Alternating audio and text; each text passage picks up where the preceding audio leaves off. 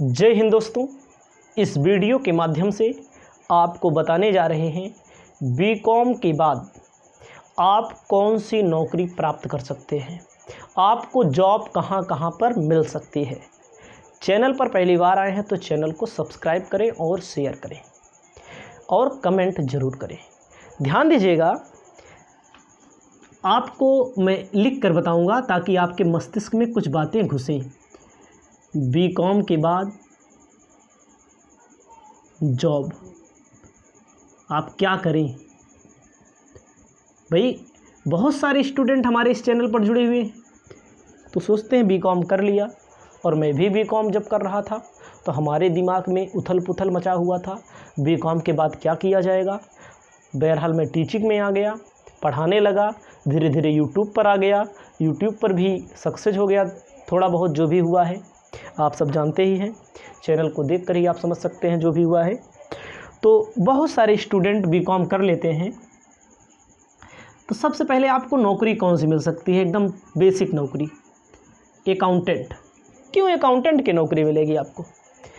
आपने बीकॉम में जो सब्जेक्ट पढ़ा है कॉमर्स से संबंधित पढ़ा है, बिजनेस से रिलेटेड पूरा का पूरा लेन देन से संबंधित सब्जेक्ट पढ़ा है। आपने अकाउंटिंग पढ़ा है, अकाउंटिंग की आपने कोचिंग पढ़ी होगी, अकाउंटिंग पर आपने खूब पढ़ा होगा, तो आप क्या बन सकते हैं? अकाउंटेंट बन सकते हैं। अब अकाउंटेंट बनने के लिए आपको कंप्यूटर भी सीखना पड़ता है। अकाउंटेंट बनने के लिए आपको क्या हो सकता है? आपको कंप्यूटर भी सीखना पड़ता है।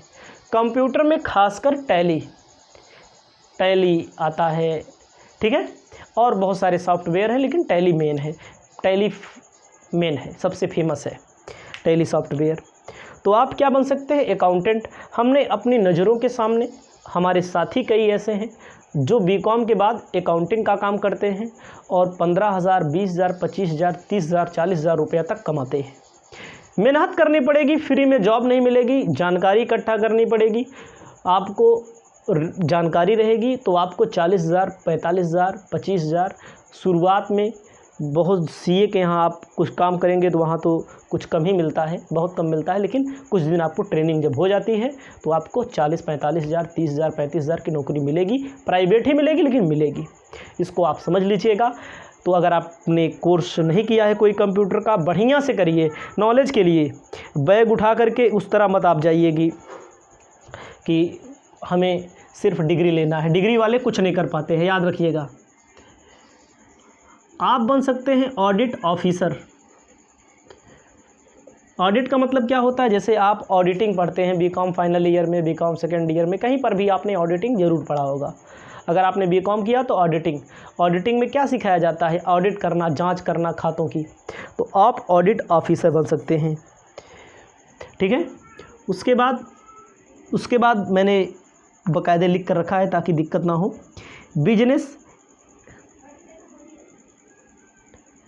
बिजनेस एनालिसिस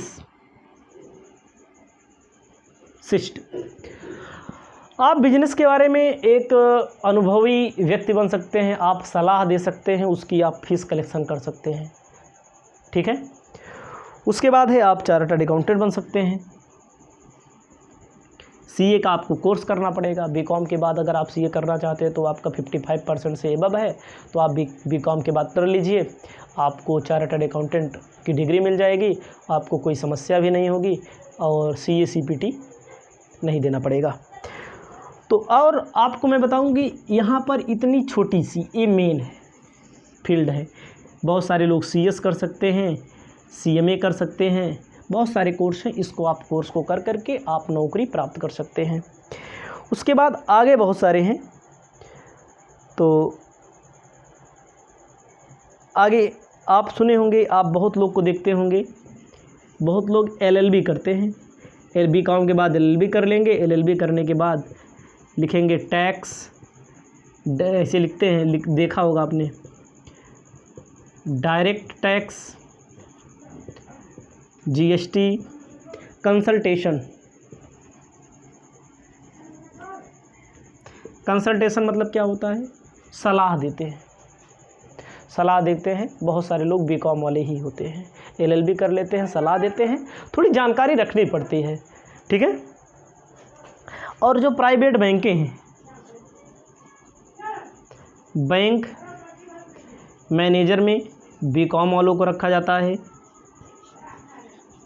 बैंक क्लर्क में बीकॉम वालों को रखा जाता है।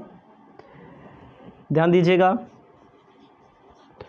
बुक कीपर, बुक कीपिंग का जो काम होता है, मतलब जो बुक्स मेंटेन होती है बिजनेस की, वहाँ पर बीकॉम वालों को रखा जाता है।